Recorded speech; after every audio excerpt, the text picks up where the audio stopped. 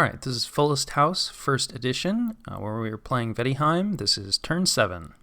I think we just have one expand this turn, and of course an assassination, and we must have been successful because our other fellow did not find anyone to assassinate. No bodyguards on this priest, which is good. Priests are probably the easiest commanders to assassinate, but they also seem to be the most likely to have bodyguards, so sometimes they can be a little tricky.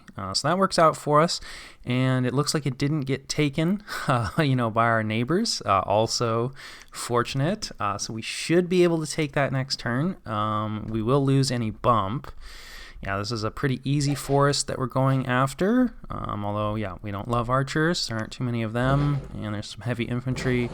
Maybe an argument to be made for holding and attacking, because then it allows different speed troops to spread out, so you can kind of get them piecemeal. But yeah, we take no casualties, so, very easy province, though. No great feat, but still, like to see lossless expansion. And I think that, that's it. Kind of a quieter one. I'll see you guys after the cut. All right, so this is the situation and what we're doing about it. Yeah, expansion has definitely slowed down. We should, in theory, get a triple expand next turn, but, we can really start to see flags starting, to appear on our borders. So we see that Calum did grab, one of these provinces, and that's the reason that I wanted to wait to contact that player, because I was going to suggest, hey, you take these two, I'll take these two. But it's a bit ridiculous, if they already own it. So I did get in touch with the Calum player this turn, but they have actually already subbed out. So yeah, they clearly not enjoying this timer. So I'm still trying to track down the sub, hoping to get agreement. I don't think Calum usually loves to slam. I mean, nobody loves slamming into heavy cav, usually. I'm sure there's a few factions. So I think we'll probably be okay for these anyway. There's a chance we lose this out to Abyssia. We'll see. Anyway, we're going to go in. I think I recruited too much garbage, actually, because we're definitely having money problems. This is like way too many lance catchers. But anyway, we have... Ooh, definitely. Okay. We have a lot of stuff here. So we should be able to take this. There actually isn't like that much heavy cav here. Yeah, this is overkill, but at least, we will be able to move in and take this province and then, loop around. We'll probably actually split. We'll split our Wolf Riders out to take this and then send our garbage backtracking to take this. We do see that Marignon moved through the caves faster than I was expecting and got into this forest, probably looking to secure access to this throne down here, which is, extra sad. This player is pretty good, so probably should have seen this coming and moved a little bit faster. I reached out to them, about them not coming into this province, 90 with the knights. If he moves into here, it's pretty much war. I don't expect that he will. It is a juicy province, but he's not that far from his capital. But I'm pretty sure that he's gonna have taken Heat Dominion. And so, this river, assuming he gets this throne, which is in his cap circle, it's going to unfreeze. So I just suggested he take 111, I'll take 90. And then broach the idea of possibly buying 77 off of him at some point. I think, with these 3 forests, we're going to have enough. And we might even get this forest here. So I do think that possibly, especially early on, you could maybe overdo it with the foreign recruitment of the Veti Hags. They're really cheap. But, I mean, they still, if you have 4 forests, popping them out every other turn, it does start to add up. So I don't really know, what the optimal number of forests are for Vaettiheim. But with 3, I feel like we have enough. And I think he probably won't. Marignon doesn't really care about forests as far as I know, but he does care about throne access. So probably he won't be interested, but it's worth asking. And then of course we see Utgard down here. We were expecting that. I've reached out to the Utgard player, suggesting that hey, I'm looking for 50 and 36, but otherwise you're cool down here. I might sound him out for a joint war against Bogarus.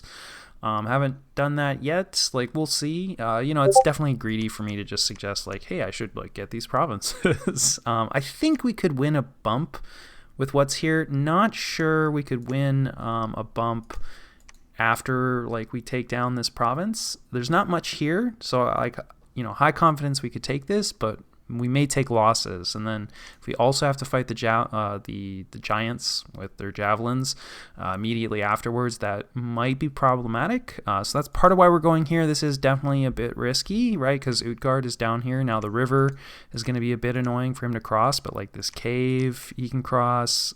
This throne blocks him. Obviously, if he's up here, he's crossed the river here, so like he's probably backfilled in here a bit, and there's a decent chance he comes in. Zots are pretty easy.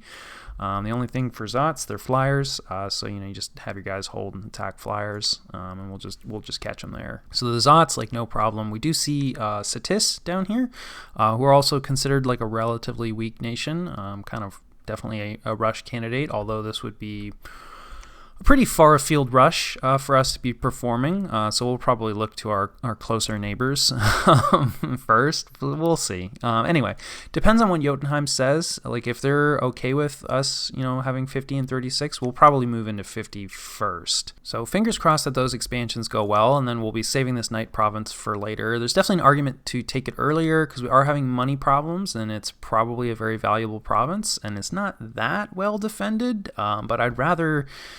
if we can negotiate this, I'd rather get other provinces that are kind of up in the air. This one I feel like we have a pretty good claim on, and we should be able to backfill it. But it does mean, so we're starting a palisade this turn, and it really hurts. And we only have 6 PD here, and there's a little bit of misfortune. It's at least a good PD type, but yeah, always a little terrifying. So we'll definitely bump that up next turn, probably like 10 or 15, mostly just to cover the fort construction, although I don't mind having a little bit of patrol strength built into the forts.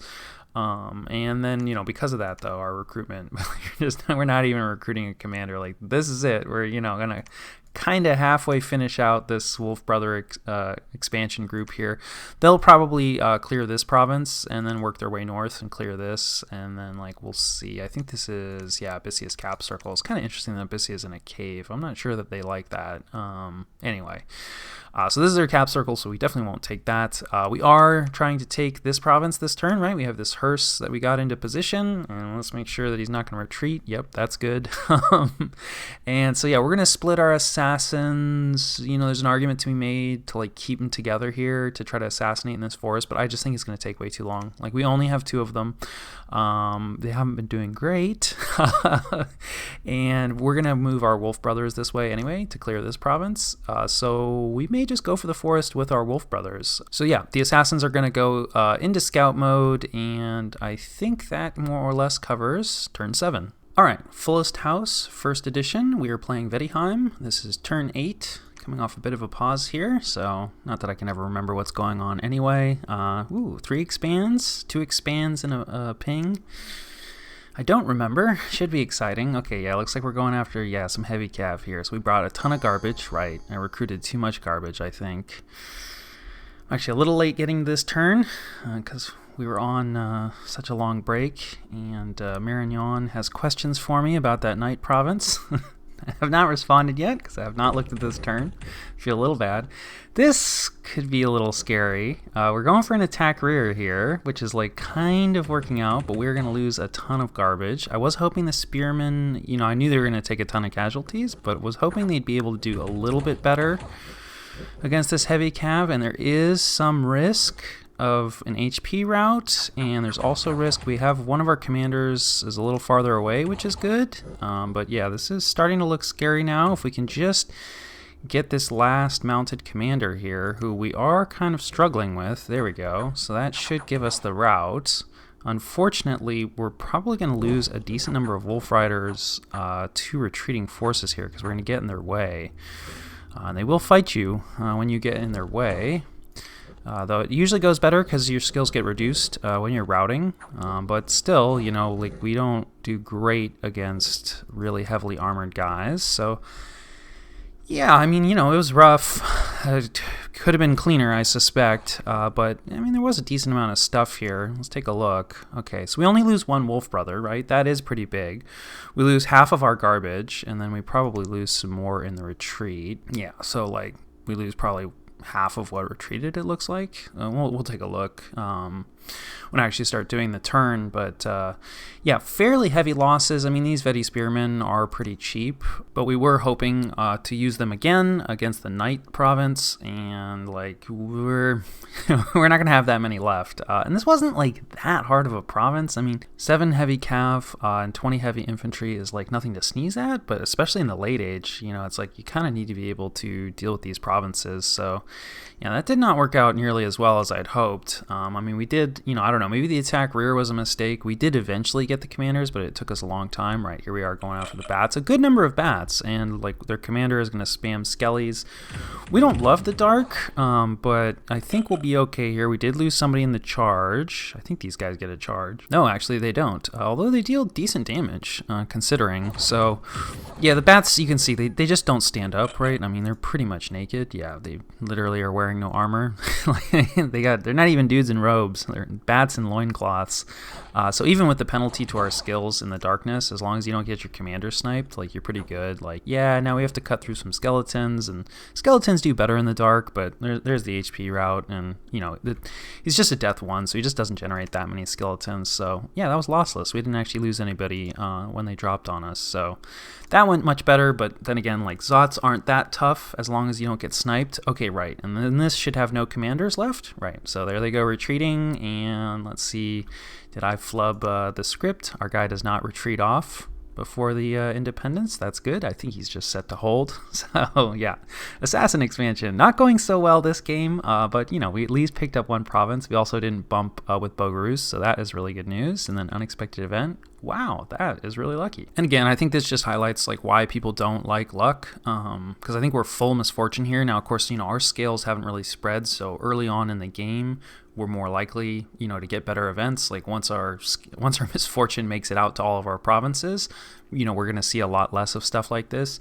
But this is also especially lucky because that's the other problem. If you take luck, is you don't really control like when the money comes in. So it's like sometimes like, I really desperately need money right now, but it's just like, well, luck doesn't give it to you. And then later maybe you don't need it so much, and then it's like, here's a pile of money, and it's so this is really nice because it's early. We're trying to get infrastructure up. So like this is kind of, if you're taking luck scales, it's like you really kind of want your gold events to kick in early if possible. But here we are, Misfortune 3, I think, or certainly Misfortune 2, getting a ton of gold early, very lucky. So like, why bother wasting points, on luck? Maybe because you hate getting attacked by barbarians constantly. So I'm still not totally against luck, but I think things like that kind of are the argument against luck.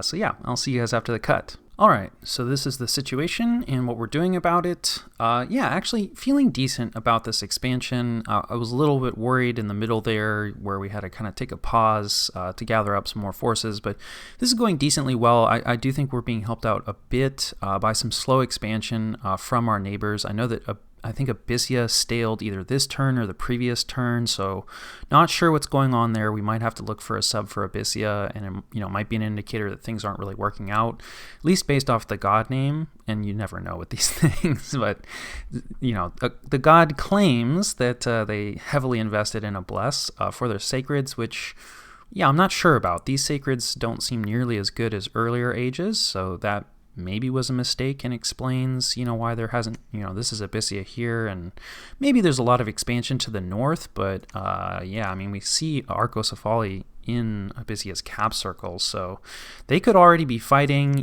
Maybe they didn't realize. Obviously this is late age, so if a player's being careful, this is never going to happen, right? Because they know that Abyssia is there, because you can see a few province names in advance. Of course, not everybody knows this, so could be an honest mistake, or maybe Arcocephali is looking to rush. So we might be able to pick up some territory against Abyssia, and we haven't really been pressured here. This is a super valuable province that we just picked up via assassin. So even though our assassins only got us 1 province, it's a pretty nice province that they got us. So we're actually going to build a palisade here immediately, right? This is the advantage of that luck event, which was incredibly lucky because, we're full misfortune. Let's actually take a look. Where did that event happen? In some forest. Yeah, actually fairly close to home. There you go, Misfortune 1 in this province. Always interesting, to try to understand misfortune and luck a little bit better. So anyway, we're building a fort here. We're going to connect this, because we're not actually drawing income off of this, right? Because it's disconnected expansion, which I usually discourage and think isn't a good idea, but in this case I think makes sense. It's only going to be disconnected, hopefully,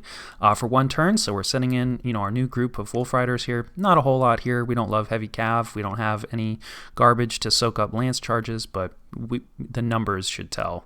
Still no expansion into this forest, and actually still a decent amount of independence, out in this direction. We're not going to go out there, but we are going to try to grab this forest. That'll probably be what this Wolf Rider group does next.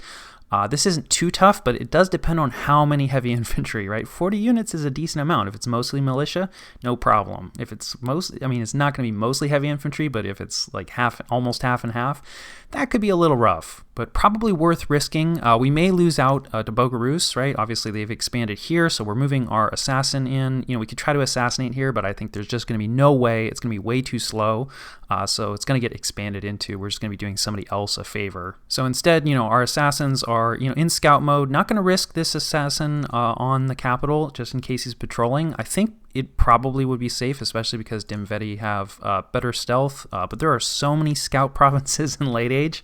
I just think it's irresponsible to even risk it. So we're recruiting some more scouts. We are very interested in Bogarus. They seem relatively small, right? They haven't expanded out to here. We can see Utgard is quite close. Maybe they expanded really well down here. You can move really fast. There's a lot of open terrain other than these wastelands. So yeah, maybe they had really good expansion down in this direction, but maybe not. So trying to get eyes on that. It's possible we lose out this province to Utgard. We kind of negotiated for it, but it was very handshake. There's no non-aggression pact or anything like that, but this is one of the provinces they said that we could have, that they weren't really interested in expanding in that direction.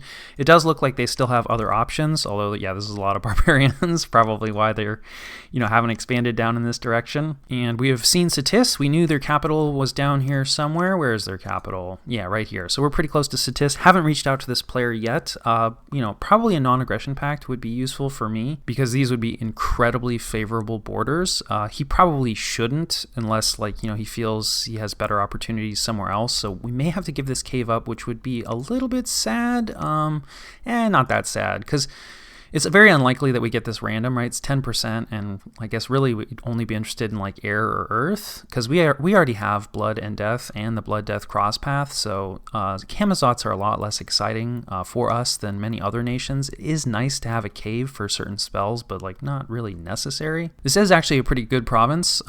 Decent for the late age, but it has a lot of connections. Would like to hang on to this, but it is. I love this pretender name. He's got a Devourer of Souls, which is a pretty potent expander and very dangerous. It has this soul-killing attack. It's kind of like Soul Slay, but as part of his melee bite. Very cool chassis. He has named it the Dream of Not Getting Eaten. So he's clearly aware that late age Satis is often a rush target, and this is to dissuade people not to rush him. It really depends on what he's given this Devourer of Souls. I think the Devourer of Souls is much better against elites and might struggle a bit against just a swarm of regular angry goblins. So again, it depends a lot on the bless, and of course we see he's also using these tomb guards, which I'm not too familiar with, although it looks like they have fairly heavy armor, which we don't love, but this is the late age. We're going to have to deal with a lot of heavy armor. So anyway, we'll see. Satis is a bit far afield from us, so I'll reach out to this player and see if they're interested in a non-aggression pact, or what their thoughts are, and then happily I'll be able to let Marignon know that we are indeed going to clean up this Knight province this turn. So he's not going to get too antsy. I think he was saying that he's more or less run out of indie provinces, or is very close, and we're pretty close to running out of indie provinces. So it's well, if you're not going to grab it, I will. But we are going to grab it. Fingers crossed. So this is what we're sending in. This is our garbage that retreated, a lot less, but enough to catch lances. There was 7 knights here, so we have them out in front. The knights were up top, so hopefully these guys connect. We might run into some problems. So these guys are going to hold and attack closest. This group of Wolf Riders are going to hold and attack closest, right? So hopefully we won't. This garbage is going to disappear very quickly against the 7 knights, but hopefully with the 17 Wolf Riders coming in, it'll be enough to overwhelm them. In the meantime, these guys are immediately going to go attack archers, right? Which is going to hopefully get us in the back and kill off the commanders. There is a chance, because these guys are going to go in immediately, so maybe we want them to hold an attack, because there's a chance that the knights will beeline for this squad, which would be sad. But I don't know. We did hold an attack rear before, and we saw how that can have problems because it takes a second to get to the rear. So we're gonna try sending these guys in immediately while these guys hold and hopefully absorb the knight charge. So yeah, we'll see how it goes. This is a ton of stuff. So I think even if it's bloody, we should win. I think even if Marignon sends something in, there's a pretty good chance we win the bump because, you know, this attack archers is going to probably be problematic for him. It does look like he's doing some expansion with, I thought these were sacreds, but actually they are not. So yeah, but these royal guards could be kind of nasty. I think, yeah, they're just like two-handed swordsmen with decent armor. So we wouldn't love that. But Marignon also has crossbows, and he's probably using crossbows in expansion. I'm not actually sure how late age Marignon expands, so we'll see, but crossbows is definitely something that they do use. So, you know, if he sends in a group with crossbows, our attack archers command will handle that as well. Worst case scenario, we have to fight, you know, the Indies first and then Marignon, in which case, yeah, we might lose that, but I will reach out, and yeah, hopefully there won't be any issues there. So we only have 2 expansions this turn. You know, it looks like Calum is also moving pretty slowly. That's the other thing, right? Hasn't organized any PD. You know, people forget that. Also, like this this nation has already had a substitution. So we also see Pangaea up here. So yeah, Calum could be in trouble. Like, they're not looking that big, right? We know they're not very big to the south. You know, obviously they can't, you know, they're not going to expand in the water. They're not an underwater nation, to my knowledge. They don't really have any ability to get into the water easily. So, you know, maybe they expanded really well to the north, but yeah, with Pangaea, like right here, there's a good chance that Calum isn't very big. I might talk with Marignon and, you know, turn his mind in that direction, you know, so that hopefully no hard feelings about the knights. And like, you know, as far as I'm concerned, like he could probably have that capital, you know, and then we just like pick up something like this. So we'll see. We're moving scouts in, right, you know, to see like, hey, what's going on. We're doing you know, recruitment of scouts kind of all over the place. You know, a few more hearse recruitment. We're recruiting a decent number of wolf riders, right, because we got all that gold. So pretty much all of our forests right now are recruiting these wolf riders. Very important you not mix these guys up with the wolf brothers, which you can recruit out of forts. So these wolf brothers are much, much better than the wolf riders, right? The wolf riders you can recruit in your forts, but probably should refrain. I mean, like everything in Dominions, it depends, but you can recruit the wolf riders from forests, right? So you can foreign recruit them. And, you know, I feel like maybe 8 or 12 of these guys make for a pretty solid raiding party against like 6 PD, you know, very light PD. So we're probably going to build up, you know, a couple of these groups and use them as a like stealthy alpha strike in one of our first wars is kind of the thinking there. That's definitely not your only, you know, option as Vaettiheim for, you know, stealthy alpha strikes, but we're going to give that a shot. And then the other thing that we're doing is we're moving this fellow out. He's going to be building a lab to start our Vaettihag production in the forests. And then we're also going to move out a site searcher. So yeah, I don't know, maybe this is a little early. I definitely do not have like perfect timings down yet, you know, in terms of like, well, you know, when do you site search? How much research do you need? Research is going okay. You know, our research is still relatively slow, but we're moving along. You know, and Alteration 3 is probably enough for our first war. Alteration 4 would be nice, but, you know, not strictly necessary. And as we get labs up in these forests and start to produce hags and the rest of our infrastructure starts to come online, our research will start to pick up.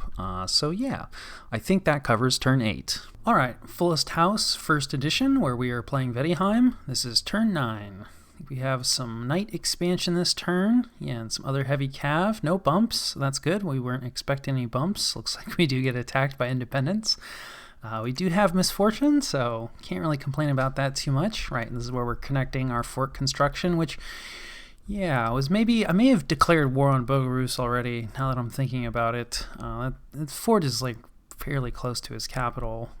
So yeah, we're on hold and attack. It's not really doing us any favors here, because we're mostly up against cavalry, so there's, like, just a little bit of militia that we're not going to have to fight, but this is some weaker heavy cav. Like, yeah, it doesn't even have very good protection. They come in different flavors, and it can matter quite a bit. And there's just not that much stuff here. So yeah, hopefully no losses, but, you know, we'll see. So we lose 1. And yeah, that's kind of been my experience. The Wolf Brothers do tend to receive some attrition. And the Knights. So we have a lot of stuff here. Not too much here. Knights, of course, are, you know, much more dangerous, a lot more protection, probably better skills too, a little bit. Longbowmen can be a little scary too, but we have enough guys here, right? These guys are set to attack the archers. which is looking like it's going to work out perfectly. Part of this is because I pinged this province, I knew the exact layout of the troops. It helps a lot. And yeah, we don't quite get a perfect. We had everybody holding and attacking. I think we may have had some Wolf Brothers take some of those lance charges, and we really kind of wanted our garbage to take it. But at least everybody is fighting together, and that kind of helps fill out the numbers, which is important. And then, of course, we're going to struggle to actually kill their commanders, right? Because they have, or no, excuse me, these knights were just bodyguards. A lot of times they have knight commanders, and, they're basically just knights. So it can be a little difficult to snipe the commanders. I'm not sure who the commander is that's left here. So yeah, our garbage is routing. We're definitely going to take some casualties. And now, of course, the knights are hanging out. Yeah, there we go. The independent armies are routed. Maybe maybe he charges. Yeah, okay. So it looks like the knight commander goes in with the knights. So going to be pretty tough to snipe the commanders, on knight provinces, which is not what we were trying to do, right? We just wanted to keep those longbowmen busy. And if we manage to snipe the commanders, nice bonus. So yeah, it looks like it works out. We lose some garbage. We lose, one Wolf Brother. This is a lot of stuff that we threw at this province, so maybe not the most efficient use, but, at least we don't really take too many losses. Yeah, our garbage retreats. Some of it survives. That's fine. So Tis declaring a profit here. A little interesting. Maybe lost their profit in expansion or wanted somebody specific. We have some brigands. That's okay. This is kind of unfortunate. Yeah, huge barbarian horde. This is where one of our site searchers is. At least it's not our fort construction. Yeah, this is a good amount of barbarians. I think we're probably going to lose this. We were doing some recruiting here, right? So we have some of these Wolf Riders, 6 PD, and a hearse. Not impossible that we... yeah. Maybe pretty impossible that we win this. You can hope. So yeah, we lose that. But we have people nearby, and we at least kill a few barbarians. We do lose some recruitment. Our hearse, retreats successfully, so that's nice. But that's how it goes with Misfortune, and I will see you guys after the jump. All right, so this is the situation and what we're doing about it. Back to kind of weird expansion. I maybe started or stopped recruiting Wolf Brothers too soon. I think in a larger map or a map with more provinces per player, I probably would continue to recruit, whatever I'm planning on using for expansion for maybe a turn or two more. But we are kind of running out of places to expand, so we only have a single expand this turn. We're going to go ahead and send everything that we sent against the Knights in terms of Wolf Brothers. Against this province down here, we don't really know, it's heavy infantry and heavy cavalry, mostly heavy infantry. This should be a pretty easy province, and this is definitely overkill. But if we split, there's a good chance we're going to take quite a bit of attrition. Maybe not as much for a province like this, although it can go either way. Certainly if we went at the barbarians, we'd probably want to bring everything. Wolf Brothers do decent since they have the high defense, and it's difficult for them to get harassed down. And barbarians can struggle with that, but if you do get overwhelmed, right, it's one of those things where you hit a critical number of barbarians and all of a sudden, all your Wolf Riders disappear. And there's no rush, right, on these barbarians. I mean, obviously, we want the income. We were planning on site searching here, which is sad. So yeah, we want to get rid of these barbarians, but... Utgard has demilitarized here and seems fairly friendly and agreed to let me have this province, and that's looking like it's actually going to happen. But still, I don't like leaving these on the border, and Utgard seems like they're doing decent otherwise. We see Satis expanded down here. The other thing potentially that we could do from here is start to filter out into Bogarus's land. I'm still not sure where I want to go yet, but Bogarus is looking more and more likely, partially just because our capitals are so close. Also, Bogarus is a nation that gets a lot stronger in the late game, so I'm not sure about just leaving them here. Did agree to a non-aggression pact 3 with Marignon. Kind of discussed that. They do have an expander chassis. That's part of why they've been expanding decently well. And I don't know what it is yet, but that would be something we'd have to deal with. And, they're on the coast and everything. So I'm content with not looking in that direction, having a relatively, nice, large, secure border here. I'll probably reach out to Satis as well and maybe go for a non-aggression pact. It would be nice if we could pick up this throne, but both of these are mountain passes, and since we have Cold Dominion, these are almost never going to be open, and we actually don't have very much, if any, mountain survival on our units. I don't even think... Yeah, our Sacreds don't have mountain survival. We have forest survival on most, if not all, of our troops, but no no mountain survival, really. Yeah, the giants don't have any survivals. So we cannot travel through these mountain passes when it's cold. And I mean, since we have cold 3, this is probably going to be cold, most of the time. So it's actually going to be really annoying for us to get to this throne. Like, this is also a mountain pass. Like, we have to loop all the way. This cave is definitely very important. That gives us decent access, like, to Satis, and then we could loop around and grab this throne. But I think realistically, we're going to have to wipe Satis out to get this throne. So yeah, we're probably going to leave this direction alone for the early game, is kind of my thinking. The other option, like Calum, looks like they're doing quite poorly. Marignon seems, we discussed a little bit that, Calum doesn't look like they're doing so hot, and I know that, Marignon is looking at this. Again, I'm not really so interested in coastal territory. I think underwater is like less of a problem in the late age, so, maybe I'm letting that, be too much of a factor, but I would be happy to just, pick up like these 2 provinces, in a war. We can see that Pangaea looks like they've probably already attacked Calum, right, because they're already in their cap circle. Again, could be miscommunication. Maybe they haven't been looking at province names, but I suspect considering Calum's position, they're probably attacking them. So I think we probably are going to have time, right, to pick up this Indy province. And then Abyssia has staled again, unfortunately. So yeah, this is our cap circle anyway, and we've already negotiated with Abyssia for it. So we don't really need a rush for this province either. And then, of course, the only other Indy province really that we have easy access to is this forest, which is looking quite weak. However, we've seen one of Bogarus's expansion forces here, and so we would probably bump with them. Since this river is frozen, yeah, they could expand into this forest instead, but, I think certainly if I was Bogarus, it's like, well, why not, block off one of your neighbors? I guess he could be worried about bumps, but this is a fairly, at least large expansion force, and I think this Bogarus player probably knows at least some of what they're doing. I've seen expansion using these eparchs before, who are recruitable Holy Threes from their cap only, and they're pretty strong in the early game. Like, you shouldn't underestimate Holy Threes, especially with like the right smite spell.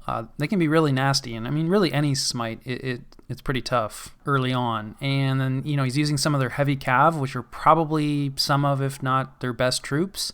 And then some of the sacreds, which is kind of interesting. And so I think we're just going to sneak in, right? Because we have the option of, just like watching his battle and then deciding if we want to attack. That's one of the advantages of stealth.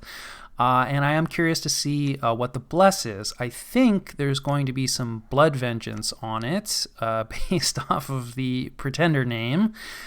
So yeah, and which I could see because these fellows are sacred and recruit anywhere, so he can get a lot of them. So I think probably the idea is they're not very good otherwise.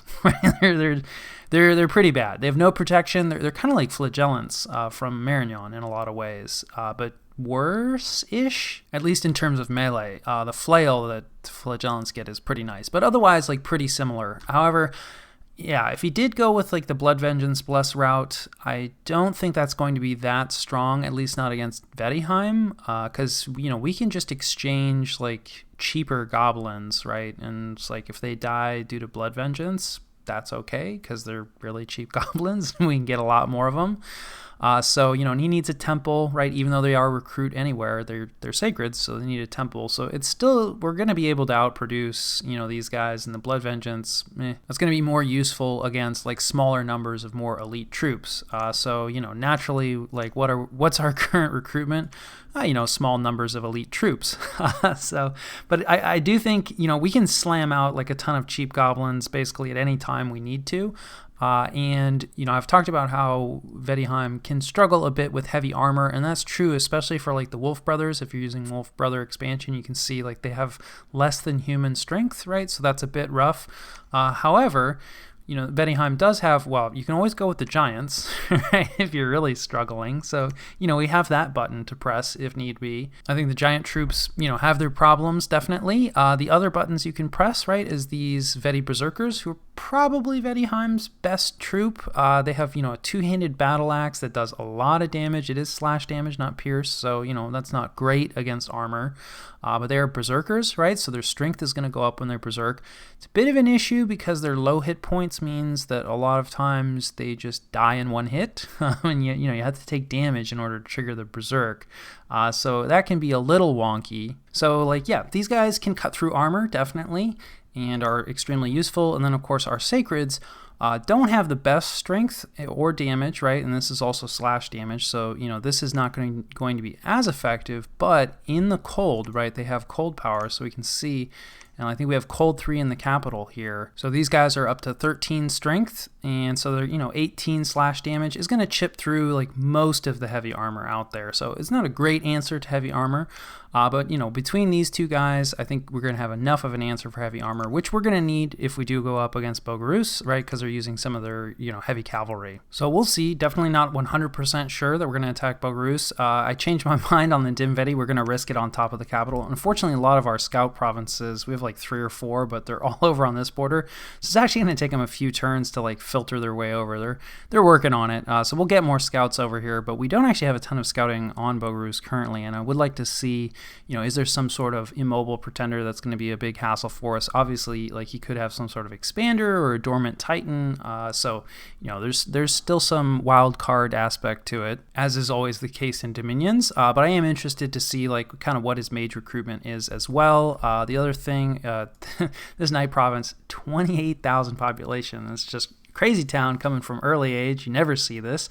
And you have so much more money in the late age. It's crazy. So this is a super nice province, and we're going to immediately start a palisade here. So I'm feeling very good on the infrastructure front, right? We actually have 3 palisades under construction, which is maybe too many, but I mean, we're still building troops, right? So, we're recruiting troops this turn. We have mage recruitment going, not our cap only, right? So that is a little sad, and, maybe I should wait a turn on the palisade, but, I want to try to get it up as quick as possible. More forts is definitely nice. We're also building a lab here this turn, which is cheaper, just 250 gold in the forests. And then our mage here that was going to site search is now just going to go, to our palisade that's going to finish fairly soon. And, she'll build a lab here and then start her site searching duties. And we'll probably have our prophet build a temple here next turn. So yeah, the other big contender to attack early, of course, is Abyssia. I mean, anybody that's staling is likely not very big and not very strong and clearly not invested in the game, or probably has dropped out at this point with 2 stales in a row. And, we're going to be looking for a sub. I actually feel a lot of times subs tend to be better players, not always. So that could be an argument against attacking Abyssia, right, if they get a sub in and they're an effective player. The other thing is it looks like they've probably taken death scales, which is also maybe an argument to attack them early, before their land kind of empties out of people and becomes worthless. This is the person who claims to have taken a Hellbless. I'm not so sure about that, right? They're full productivity. They have full magic, it looks like, and at least some maybe full luck, right? The scales probably haven't fully filtered out to this, and they probably dumped heat since they're Abyssia. So I mean, they've definitely tanked some scales, but yeah, this isn't quite saying Hellblessed to me. So you can always name your pretender stuff, but your neighbors are going to see your scales relatively quickly, and is one of the downsides, right? If you go for a pure scales build, you can't really hide that. And Bogarus is definitely a nation that can go kind of full scales. It kind of looks like they haven't, which I guess makes sense. So that is a point in favor of the Blood Vengeance Bless, because they've got some Misfortune here, but otherwise looking relatively nice. A little bit of turmoil here, but that, who knows what that's from. It's still a little early, right, because they have a bunch of order here. And then the other thing is, I think this might be the Throne of Death. There's a bunch of death scales here, but hard to say. So that would be a little sad. That's a lot of death gems, but really hate adding death to the Dominion. We did take full growth, right? So going down to growth 2 is not the end of the world. And there are some other thrones. that we can use to increase our growth back up to, growth 3. And there's a few blood tricks, 1 or 2 blood spells you can use, to help with that. And then, maybe this is the Throne of Death, or maybe Marignon took death scales, or they just have a bunch of death sites. I don't know. We'll see. Continuing to scout around and, kind of try to see what's going on. Next turn, we'll probably take what's in the capital and clear out this province. And then, we don't have mountain survival, so we'll have to slow walk around up to here. But, by that point, I'll have a better idea of what's going on with this like Calum Pangea situation, and Marignon may have jumped in, and, that'll leave us in a good position to take advantage of that if we want. We'll have more information on Bogarus about, do we want to attack or not.